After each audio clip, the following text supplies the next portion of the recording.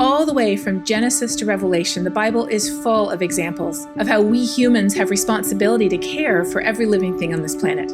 how we are to love our sisters and our brothers, especially those less fortunate than us,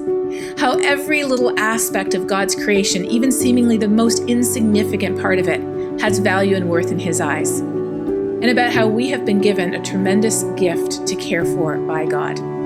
I truly believe that if we took the Bible seriously, we'd be at the front of the line demanding climate action. This workshop at Westmont is exactly what students need to understand how to connect everything we know about climate change in our heads to why we care about it, our hearts, and what we can do about it, our hands. And not just ourselves, but everyone else, because whoever we are, wherever we live, we are all being impacted by climate change today in ways that matter directly to us, and there is something that each of us can do to make a difference.